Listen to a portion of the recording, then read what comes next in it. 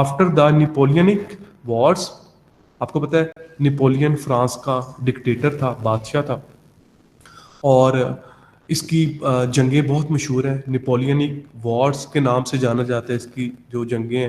یہ بیسیکلی 1803 سے لے کر 1815 تک واٹرلو کی وہ جو جنگ ہے 1815 میں آئی تھنک ہوئی، اس کے دوران اس کی جنگیں ہوئی ہیں، اور تقریباً اس نے بہت ساری فتوحات حاصل کی، اور تقریباً یہ یورپ کا سب سے پاورفل کنٹری بن چکا تھا ان جنگوں کے دوران. یہ نیپولین بوناپارٹ اس کا پورا نام ہے. بڑی کرزمیٹک پرسنالٹی تھی اپنے دور کی، آج بھی اسے یاد رکھا جاتا ہے اس کی جنگی فتوحات کی وجہ سے، اور اس کے بڑے غیر مثالی قسم کے تھاٹس اور اقدامات کی وجہ سے.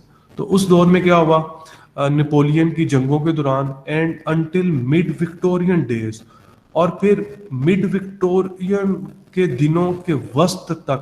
اب یہ وکٹوریا کوین تھی ان کی، ٹھیک ہے، وکٹوریا جو کہ آئی تھنک کب آئی تھی، کب 1837 میں، سوری 1837 میں آئی تھی، اور یہ 901 میں یہ فوت ہوئی تھی وکٹوریا.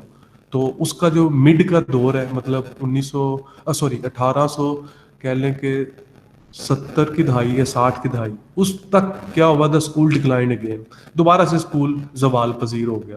بہت ہی نمبرز اینڈ ریپیوٹ، نمبروں کے لحاظ سے بھی، نمبر مطلب اسٹوڈنٹس کی جو تعداد تھی اس کے لحاظ سے، اور اپنی ریپوٹیشن کے لحاظ سے بھی، اپنے مقام کے لحاظ سے بھی، اپنے فیم کے لحاظ سے بھی ڈکلائن ہو گیا، زوال پذیر ہو گیا.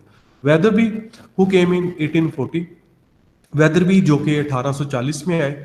یہ آپ نے نوٹ کرنا ہے کہ ویدر بھی کون تھے اور وہ کب بروک فیلڈ میں آئے تھے ایز اے ہیڈ ماسٹر، تو آپ نے یہ یاد رکھنا ہے.